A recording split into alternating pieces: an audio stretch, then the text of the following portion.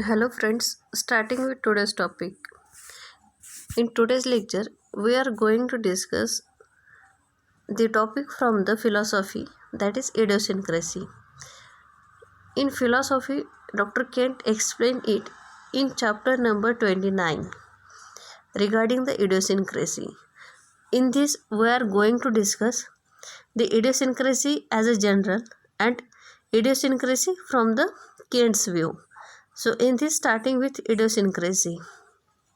So, Dr. Samuel Hahnemann talks of idiosyncrasy in aphorism number 117 while describing proving of drug substances upon healthy individuals.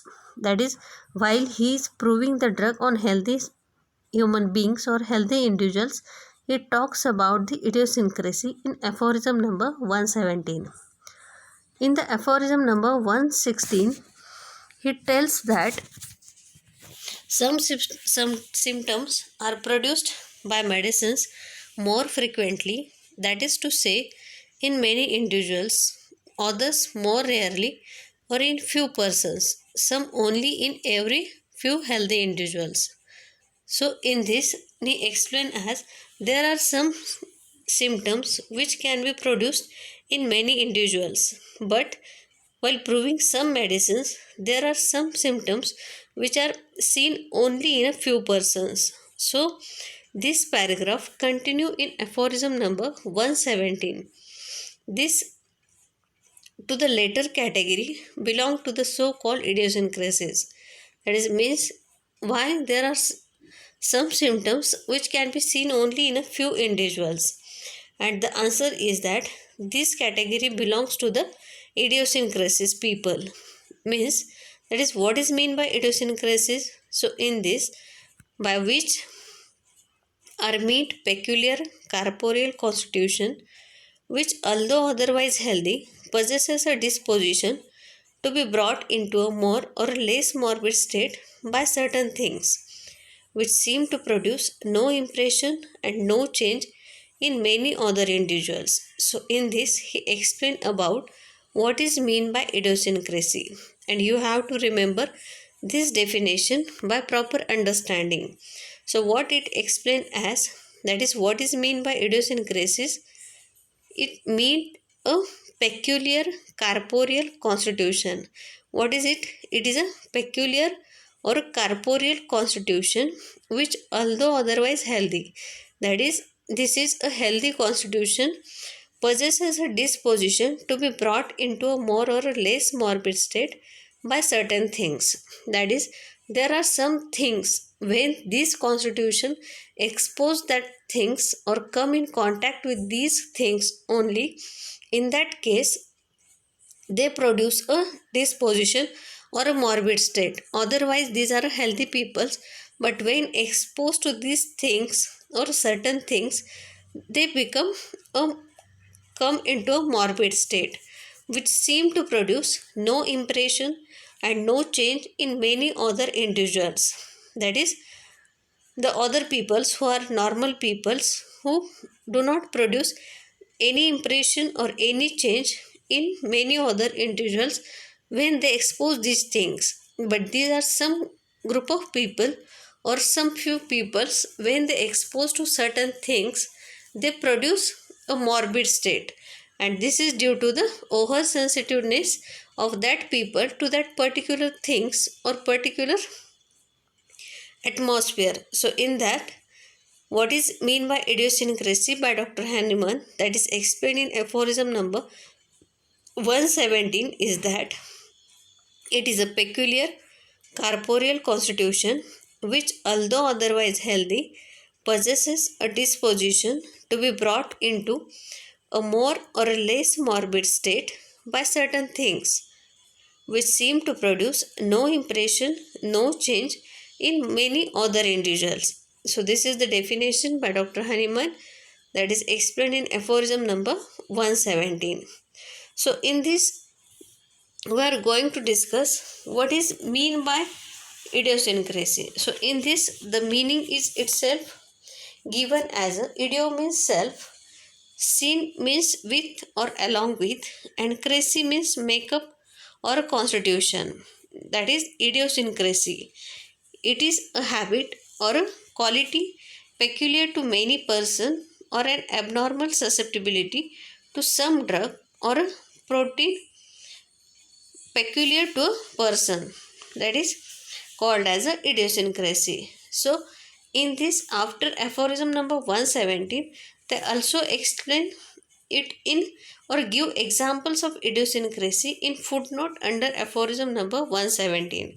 So what are these examples regarding the idiosyncrasy? In this, they explain as some few persons are apt to faint from the smell of roses and to fall into many other morbid and sometimes dangerous states from partaking mussels, crabs, and rui of barbel, from touching the leaves of some kind of sumac, etc.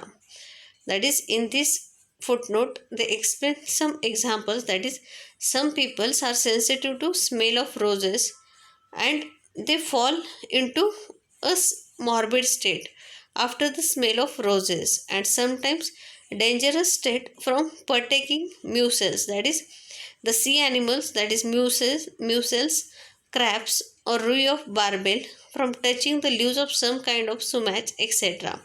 But this inability to make an impression on everyone is only apparent. For us, two things required for the production of these, as well as all other morbid alteration in health of a man.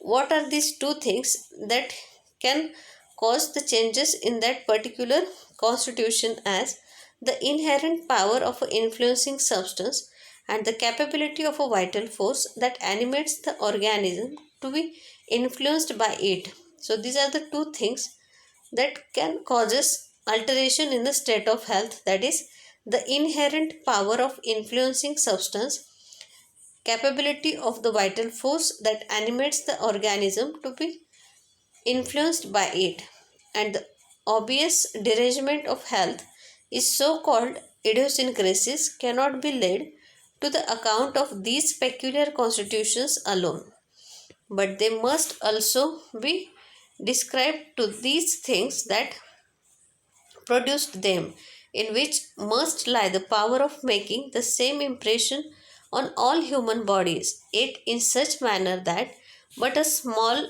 number of healthy constitutions have a tendency to allow themselves to be brought into such a obvious morbid condition by them, that these agents do actually make this impression on every healthy body is shown by this, that when employed as a remedies, they render effectual homeopathic services. So this is regarding the idiosyncrasy. So we will see again most of the points regarding the idiosyncrasy in this.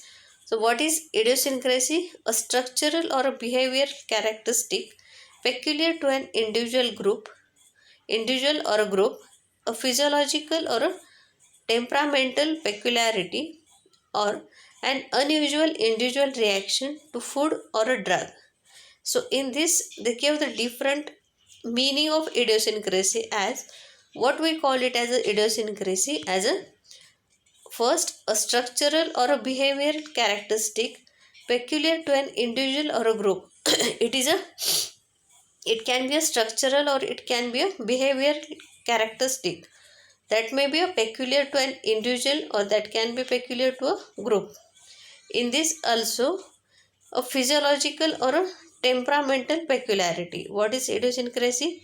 It can be a physiological or a temperamental peculiarity, or an unusual individual reaction to a food or a drug, or it is a kind of a unusual individual reaction that individual can give an unusual reaction to certain foods or can to the certain drugs. So what is the Century Dictionary meaning of idiosyncrasy is that a peculiarity of a mental or a physical constitution or temperament, characteristic susceptibility or antipathy inherent in an individual special mental disposition or a tendency. So, what it explains as, it is a peculiarity of a mental or a physical constitution or a temperament. It is a type of a peculiarity of some individual of mental or physical constitution or its temperament, characteristic, susceptibility, or antipathy inherent in an individual special mental disposition or a tendency. It is a special type of mental disposition or a tendency of an individual. That is we call it as a peculiar corporeal constitution. So in this, the Webster's, what it tells about idiosyncrasy as a peculiarity of a physical or a mental constitution or temperament, a characteristic belonging to and distinguishing an individual, characteristic, susceptibility, idiosyncrasy, eccentricity. This is the view of Webster's. In this, they explain some examples as a person's idiosyncrasy is a peculiar quirk or habit that makes someone unique. For a memory trick, think of idiosyncrasy as a way of denoting the action of someone who is out of syncrasy with what is normal or a little crazy. Notice both sin and crazy in the word idiosyncrasy. That is, crazy means crazy, and sin, that is sin with what is normal. So in this, the two words that come together, that is sin and crazy in idiosyncrasy, and eccentricity is a synonym for idiosyncrasy. Eccentric, odd, peculiar, unique is usually an adjective used to describe someone with idiosyncrasies, that is odd mannerisms, rather than saying the person is idiosyncratic. So in this, they gave the examples regarding the idiosyncrasy or explain the meaning of idiosyncrasy in words. That is, a person's idiosyncrasy is a peculiar quirk or a habit that makes someone unique. When person is idiosyncratic, that person makes that habit a unique person. For a memory trick, you have to remember, for memory trick as, think of idiosyncrasy as a way of denoting the action of someone who is out of sync with what is normal or a little crazy. Notice both sin and crazy, that is in the word idiosyncrasy. And eccentricity is a synonym for the idiosyncrasy. Eccentric or peculiar, unique is usually an adjective used to describe someone with idiosyncrasies, that is odd mannerisms, rather than saying the person is idiosyncratic. In this, the composite physical or psychological makeup of a specific person, medicine, pathology, and abnormal reaction of an individual to specific food, drugs, or other agents. From Greek, that is idiosyncrasia, from idiosyncrasia, mixture, temperament, from sun, scene, curanium, to mingle. So this is the explanation given about the word idiosyncrasies. Then what are the uses, examples of idiosyncrasy? So in this, he had some odd idiosyncrasies like asking a people to take their shoe off before entering his office. That is the peculiarities. Then his obsession with velvet Elvis paintings was just one of his many idiosyncrasies. One of the idiosyncrasies of this printer is that you can't stop it once it has started to print. That is unusual feature.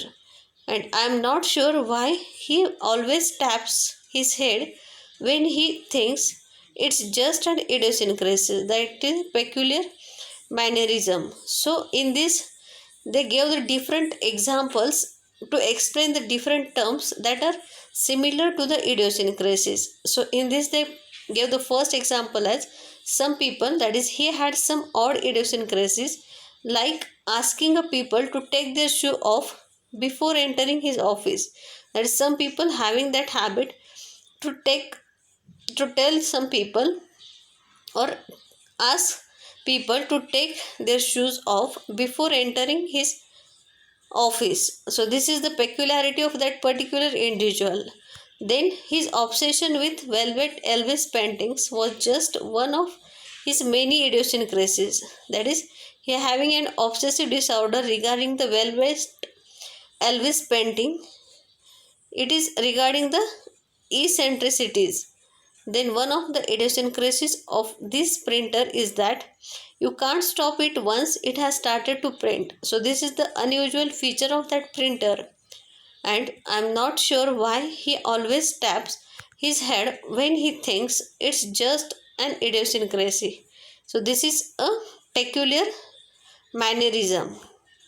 So in contemporary medicine, the term idiosyncratic drug reaction denotes a non-immunological hypersensitivity to a substance without connection to pharmacological toxicity. So, in this, the idiosyncratic drug reaction denotes a non-immunological hypersensitivity to a substance without connection to a pharmacological toxicity. Idiosyncratic stresses here the fact that other individuals would react differently or not at all, and that the reaction is an individual one based on a specific condition of the one who suffers it. So this is the idiosyncratic stresses here the fact that other individual would react differently or not at all, and that the reaction is an individual one based on a specific condition of the one who suffers it. That is means the person is idiosyncratic, that person suffer from that reaction of that particular thing, but the person who are not sensitive or who is not idiosyncratic, that people do not have any effect on his body when he exposes that particular things. That is most commonly this is caused by an enzymopathy, congenital or acquired, so that the triggering substance cannot be processed properly in the organism and causes symptoms by accumulating or blocking other substances to be processed. An idiosyncrasy causing substances like an allergy is also called as pseudoanaphylaxis. So in this they explain at the most commonly this is caused by an enzymopathy, that may be a congenital or a acquired. The what is the peculiar constitution, that may be a congenital or that may be a acquired condition of that individual, so that the triggering substance cannot be processed properly in the organism and causes the symptoms accumulating or blocking other substances to be processed. An idiosyncrasy causing substances like an allergy is also called as a pseudoanaphylaxis. That is, it is not actually an anaphylactic reaction, but it is called as a what is the idiosyncrasy that is present for some things, that we call it as a allergy, that is allergy to some things, that we call it as a pseudoanaphylaxis, means it is a false anaphylactic reactions or also called it as a pseudoanaphylaxis. So idiosyncrasy, it is a constitutional reaction which makes a peculiar constitution predisposed to a peculiar agent even in a very much minute quantity at all the times. That is, it is a constitutional reaction which makes a peculiar constitution predisposed to a peculiar agent even in a very much minute quantity at all the times. That we call it as a idiosyncrasy. And in this we talk about, that is Dr. Hahnemann, that is Samuel Hahnemann talks of idiosyncrasy in aphorism number 117 while describing proving of drug substances upon healthy individuals. In the aphorism number 116 he tells that Some persons are produced by the medicines more frequently, that is to say, in many individuals, others more rarely or in few persons, some only in a very few healthy individuals. So we talk about this. That is what Dr. Hahnemann tells about the idiosyncrasy. That is while describing the idiosyncrasy in aphorism number 117, that is while he is proving the drug substances on healthy individuals. In aphorism number 116 he tells that some substances are produced by the medicines more frequently, that is to say in many individuals, others more rarely or in few persons, some only in a very few healthy individuals. Then in this paragraph continue in aphorism number 117 as to the later category belong to the so-called idiosyncrasies by which are meant peculiar corporeal constitution which although otherwise healthy possesses a disposition to be brought into a more or less morbid state by certain things which seem to produce no impression, no change in many other individuals. So this is the definition according to Dr. Hahnemann. That is what is meant by idiosyncrasy, and it is explaining in aphorism number 117 as idiosyncrasy means it is a peculiar corporeal constitution. I am again and again repeating this definition as this is the most important definition. As what is meant by idiosyncrasy, you have to explain as Dr. Hahnemann given it in aphorism number 117, and idiosyncrasy means it is a peculiar corporeal constitution which although otherwise healthy, that is what is this, it is a peculiar corporeal constitution which although otherwise healthy possesses a disposition to be brought into a more or less morbid state by certain things which seem to produce no impression, no change in many other individuals. So, in this, they also gave the footnote as some few persons are apt to faint from the smell of roses and to fall into many other morbid and sometimes dangerous state from partaking the mussels, crabs, or roux of barbel, from the touching of the leaves of some kind of sumac, etc. So these are the some of the examples regarding the idiosyncrasy that is explaining in footnote under aphorism number 117. In this they also explain that but this inability to make an impression on everyone is only apparent, for as two things are required for the production of these as well as all other morbid alteration in health of man. What are these two things? That is the inherent power of influencing substances and the capability of a vital force that animates the organism to be influenced by it. So these are the two things that are required for the production of these as well as other morbid alteration in health of a man. These two things are the inherent power of influencing substance and the capability of the vital force that animates the organism to be influenced by it. The obvious derangement of a health is so called idiosyncrasies cannot be laid to the account of these peculiar constitutions alone, but they must also be ascribed these things in this that produce them, in which must lie the power of making the same impression on all human bodies, yet in such manner that but a small number of healthy constitutions have a tendency to allow themselves to be brought into such a obvious morbid condition by them, that these agents do actually make this impression on every healthy bodies, shown by this that when employed as remedies then render effectual homeopathic services. So this is given in footnote under aphorism number 117. Then it is they also explain the second footnote under aphorism number 117 as thus the Princess Maria Povronitha restored her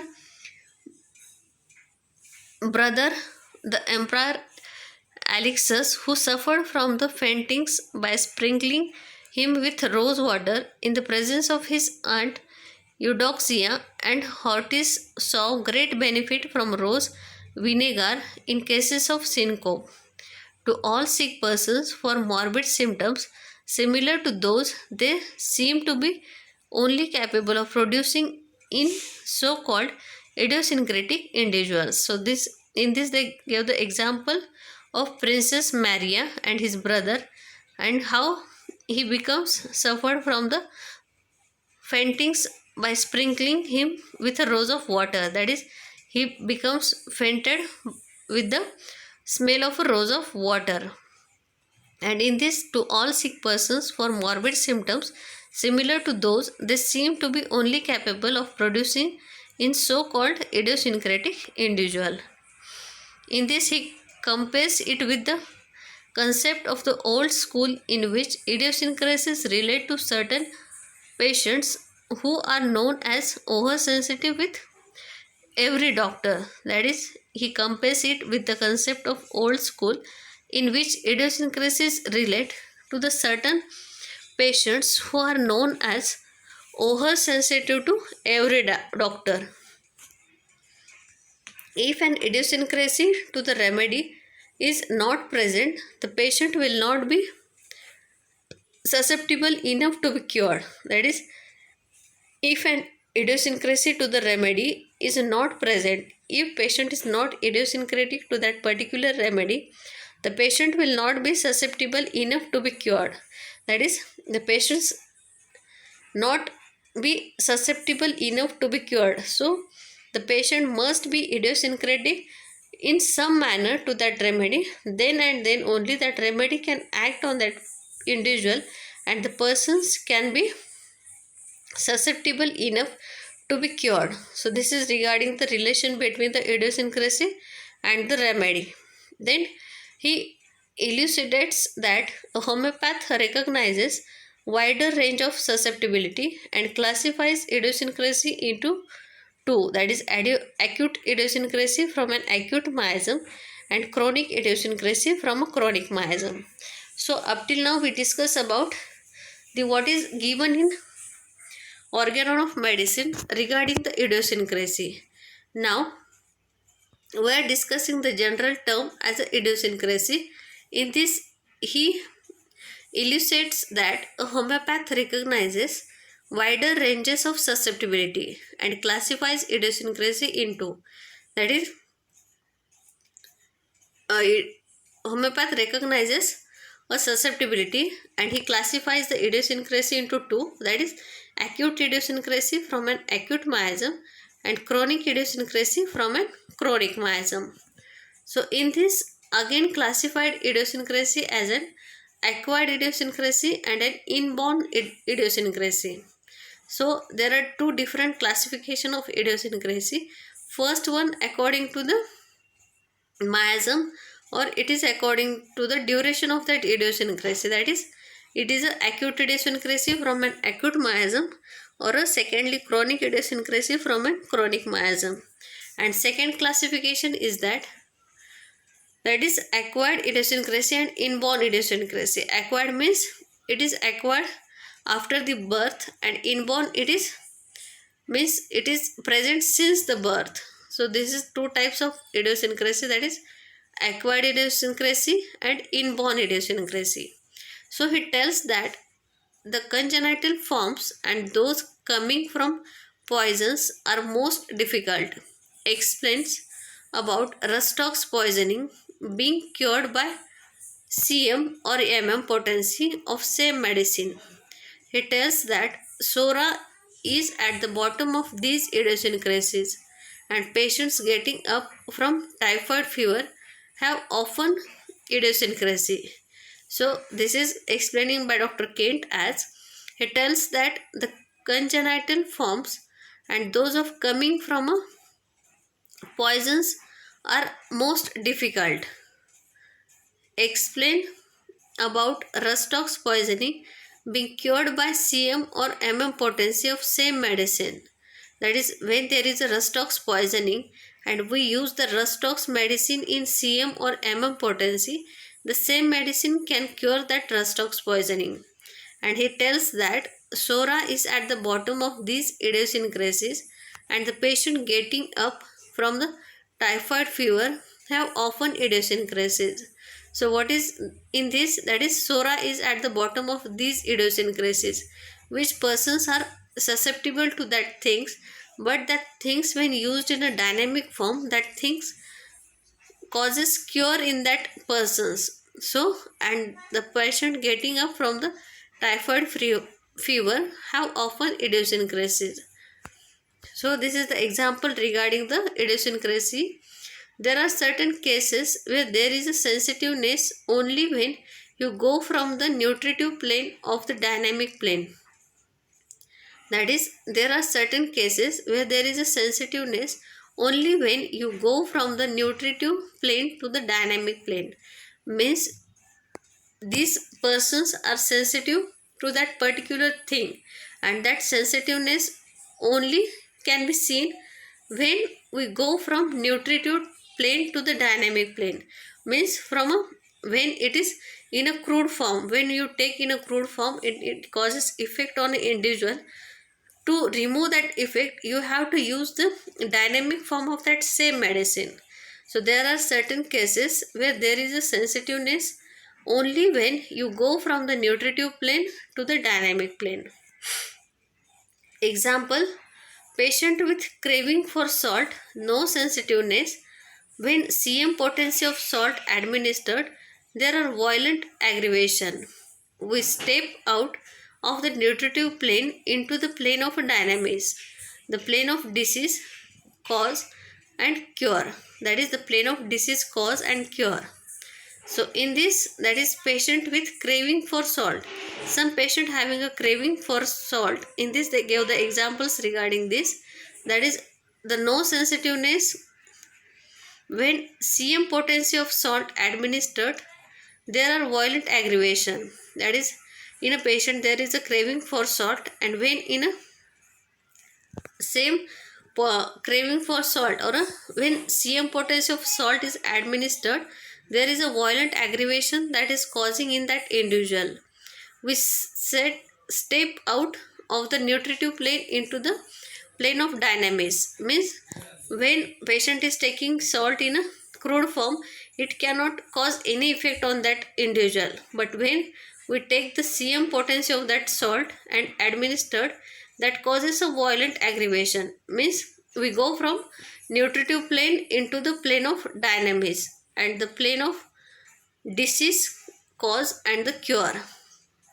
So this may be the relation to the plane of disease, cause and the cure. Then example of children with calcium deficiency being cured with Calcarea carp CM potency and assimilation is improved.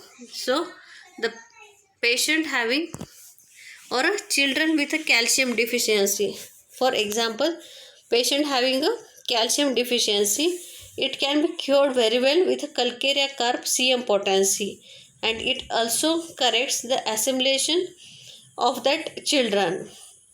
So these are the different examples regarding how the nutritive plane goes into the dynamic plane, or how it's changed, or when it can be a poisonous effects, or it can be a nutritive effect, or it can be a deficiency effect, when that same substance cannot cause any effect in a crude form, when the CM potency or MM potency used in the dynamic form, that causes that effect on that individuals.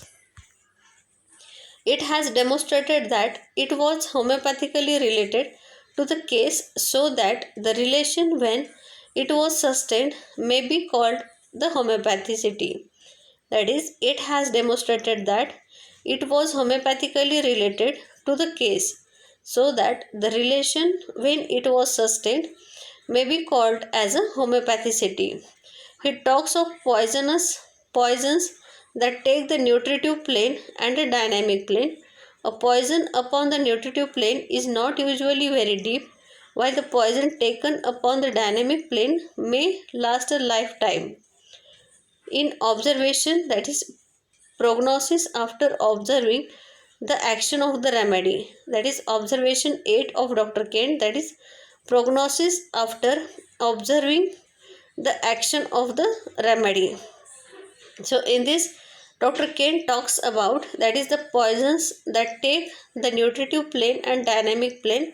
A poison upon the nutritive plane is not usually very deep, while the poison taken upon the dynamic plane may last a lifetime. That is, when we take poison in a crude form, it cannot cause that much deep effect. But when you take a dynamic form of that poison, that effect can be last for a lifetime. And in this, they gave the observation 8 number of Dr. Kent as a prognosis after observing the action of the remedy. What is the prognosis after observing the action of the remedy? So the miasms are of such character, substances that are inert and that are used as a food in nutritive plane may become poisonous upon the dynamic plane, so that there is no substance that may not be poison in higher and highest potencies. So the miasms are of such a character, substances that are inert and that are used as a food in nutritive plane may become poisonous upon the dynamic plane, so that there is no substance that may not be a poison in a higher or a highest potency. So when we take that poison in a dynamic form, it can be act as a miracle when the person is sensitive, but when it acts as a poisonous, so that there is no substance that may not be a poison in a higher or a highest potency, we can say that if there were no state of susceptibility, no such condition as idiosyncrasy or no homeopathy. That is, if there is no such sensitivity present in individuals, or we can say there were no state of susceptibility, no such conditions as idiosyncrasy and no homeopathy. If there is no susceptibility, there is no idiosyncrasy and there is no homeopathy. So homeopathic cure is depend on the susceptibility of that individual. The patient inclined to by hysterical, overwrought, and oversensitive to all things prove every remedy they get. Such patients are said to be idiosyncratic. They are often incurable. You administer a dose of a high potency and the patient goes on proving that remedy. Some of them are born with this sensitivity and they die with it. These individuals are very useful to the homeopathic physician. So here they explain, Dr. Kent explained about the idiosyncratic definition as the patient inclined to by hysterical, overwrought, and oversensitive to all things. That is, the person who is oversensitive to all things prove every remedy they get. Such patients are said to be idiosyncratic. They are often incurable. You administer a dose of high potency and the patient goes on proving that remedy. That is, when you give a dose of a high potency in that patient goes on proving that remedy. Some of them are born with this sensitivity and they die with it. That is, that peculiar sensitivity is present in that patient and they born with it and they die with it. These individuals are very useful to the homeopathic physicians, as these idiosyncratic individuals are very useful to the homeopath, as even a small dose of a remedy can prove by them. That is, the every remedy they get, they prove it. That is, they show each and every symptom of that medicine or that remedy, or even more symptoms that can be not seen in other provers. So they are often incurable. That is, these patients are often incurable, or you administer dose of high potency and the patient goes on proving that remedy. That is, if you give any potency, that potency may be proved by these individuals. Some of them are born with this sensitivity and they die with it. So these individuals are very useful to the homeopathic physician to prove each and every remedy they get. So this is the concept of Dr. Kent. So we will discuss the concept of Dr. Kent in today's lecture, and in this, along with this, the main points regarding the Dr. Kent is that is the concept of Dr. J.T. Kent, as he explained idiosyncrasy as an oversensitive to one thing or a few things. That is, the person having a idiosyncrasy or oversensitiveness to one thing or a few things.